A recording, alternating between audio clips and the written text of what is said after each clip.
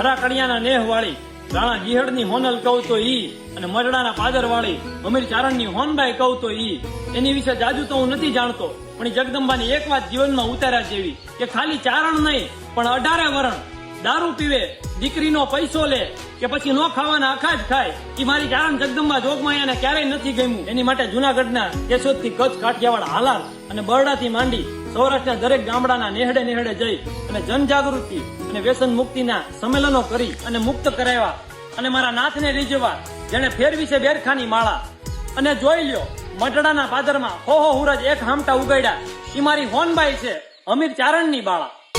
અમારી હોનબાઈ ને વંદન હજાર, અમારી હોનબાઈ ને વંદન હજાર, પળમાં મારી આયમાં કરતી બેડો પાર.